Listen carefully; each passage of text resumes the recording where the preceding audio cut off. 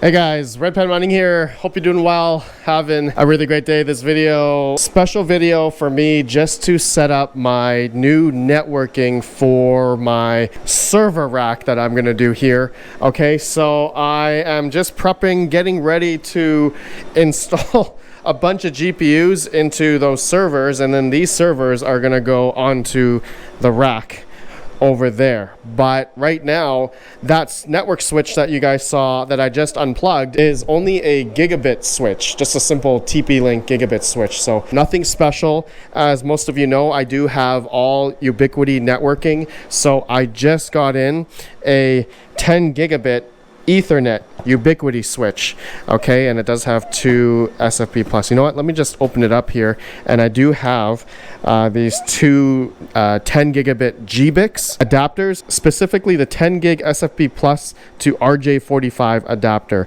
So these two here are going to be just for the communication 10 gigabit through Cat6A cable to my main core networking. So let me just let me show you guys here the switch, just so you guys can see what I'm going to do here.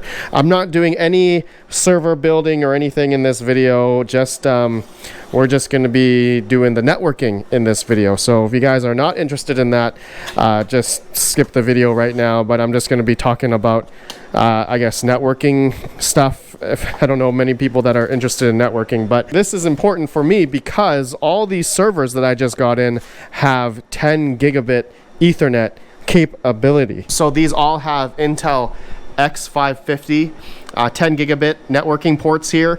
This is the management port, or the BMC for these gigabyte servers. But yeah, here is the 10 gigabit switch here, Ubiquiti. And I know some of you networking guys out there are gonna be like, Red Panda, why'd you spend so much money on this switch when you could have bought something like, I don't know, Aruba or a cheaper switch on eBay for like much less. This thing was like almost $1,000 Canadian, or about what, 700 US for the, specifically the model number of this is the USW Pro XG-8-PoE.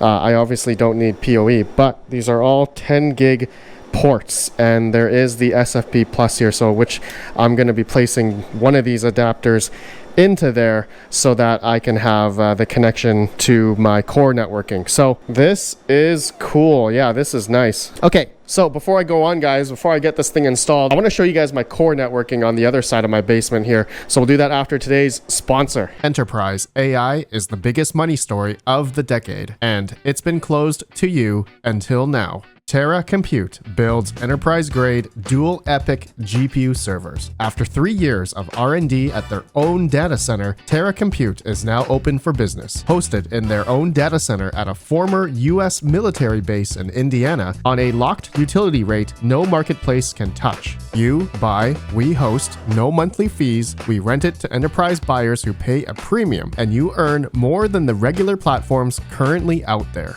If we don't rent it, we don't get paid. Write the whole purchase off with Section 179, and at the end of your contract, if you're not happy, we ship the server to your door. You own real hardware, real data center, fast deployment, real returns. Inquire through a special form, link in the video description below. Terra Compute, infrastructure as a service.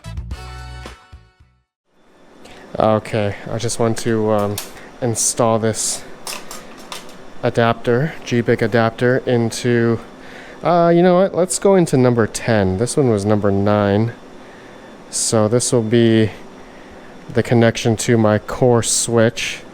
Is it going this way? Okay, I just had to push it in. There we go.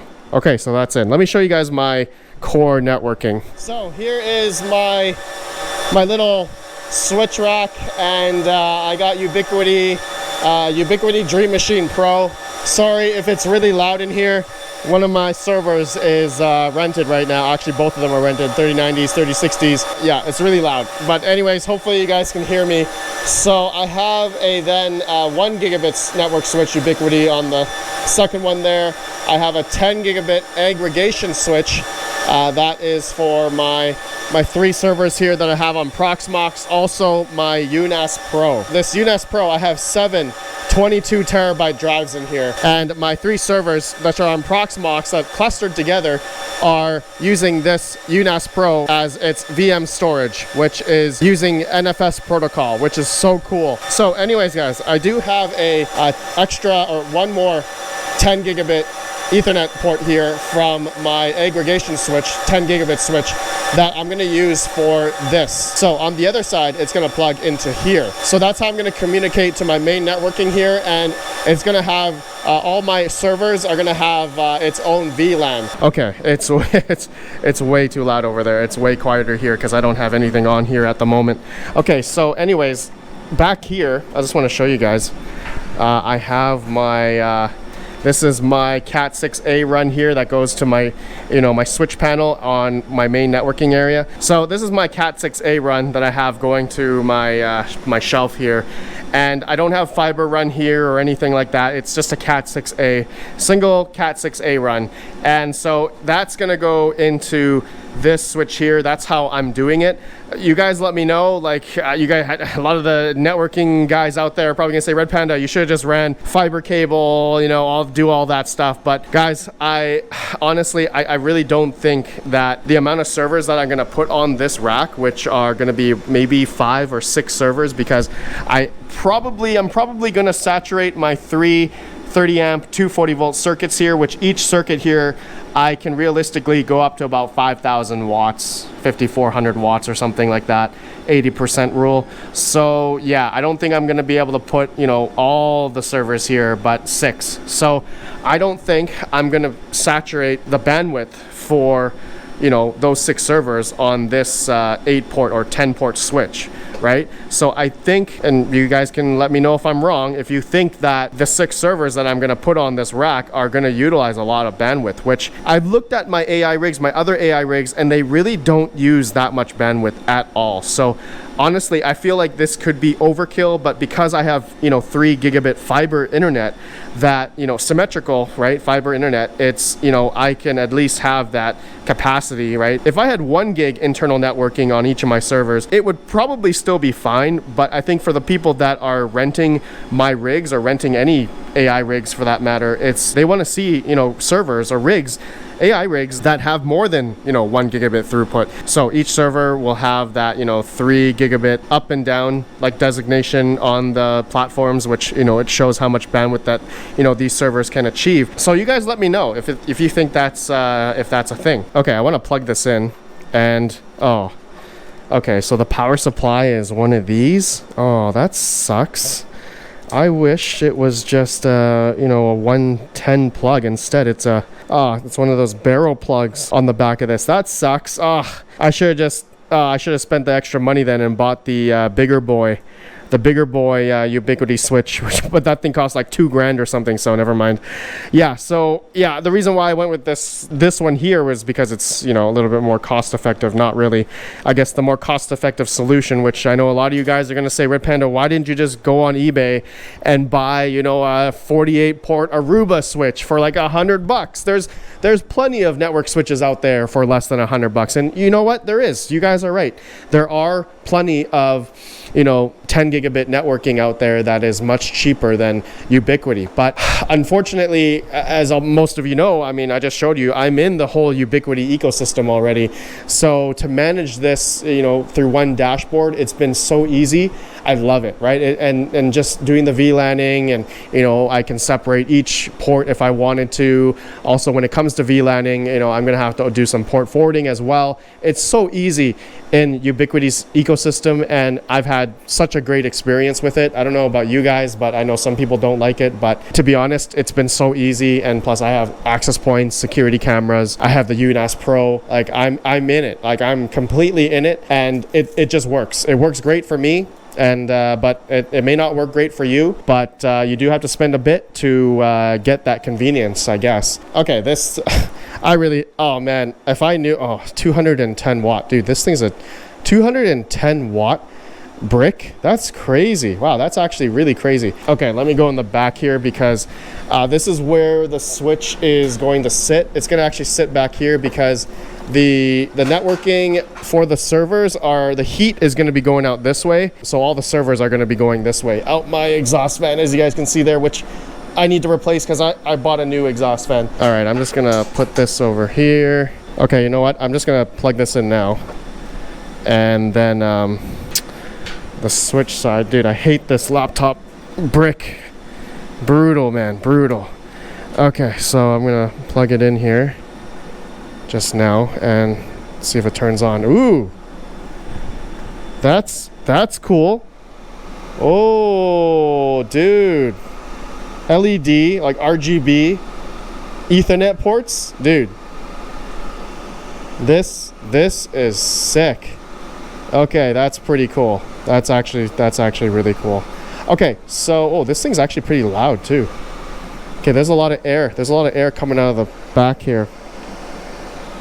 Interesting. Okay, so I'm just gonna place it here for now. It's gonna go here, and then my 6 servers are gonna be 10 gigabit Ethernet to this switch. Okay, so I need to make sure. You know what? I need to plug in this. This is my Cat 6 cable. And actually, before I plug this cable in, I want to make sure that I have the other side plugged in. So I will be right back. Alrighty, I got a brand new Cat 6A cable here. And this is gonna replace that other cable that I just had, which was going into number 47. So this 47 I'm taking out, and this cable is coming out. So that's gonna replace this cable here. And don't mind all the spaghetti mess of this other stuff. I'm testing some other stuff. And so this one is gonna go right into the aggregation switch, right there. Yeah, hopefully that works. Okay, now let me go to the other side now. Okay, so this one, I feel like I should replace this cable, but should be okay. Into the switch. Let's see if it lights up. Oh, yeah, lit up. Okay, well, let me see if it actually sees the connection. Let me see if it sees the switch. Yeah, look at that. It showed up right away. USW Pro XG 8 PoE. I gotta click to adopt. Okay, it's just updating right now. All right, it's connected. It's done updating. It is SFP 10 gigabit, SFP plus. Perfect. All right. Oh man, it's way too loud in there. I need to get some earplugs. All right, guys, that's it. I mean, that was pretty easy to connect this new switch, 10 gigabit to my Ubiquiti. It adopted.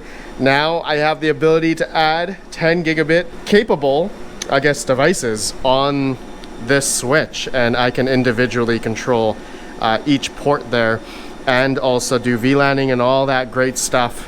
You know, do isolation as well. This VLAN, obviously for the servers, is going to be isolated, in which that other VLANs that I have, other subnets, won't communicate with this, I guess, this area here. So that's going to be great, because with AI, right, with people renting your devices, renting your servers, for instance, you know, they could do something nefarious. I don't know, right? So I got to make sure things are locked down. And, you know, for anyone that's going to get into this stuff, you really need to know or have some type of networking knowledge, because when you get into it, you do need to safeguard yourself. You do need to have OPSEC, operational security, when it comes to doing GPU rental, all that kind of stuff. Anything with, you know, networking, anything that, you know, other people are renting your stuff, you just don't know if there's going to be something nefarious that's going to go on. Okay, guys, so that was easy. Oh, I just realized I used a different GBIC on the other side. I didn't add the other.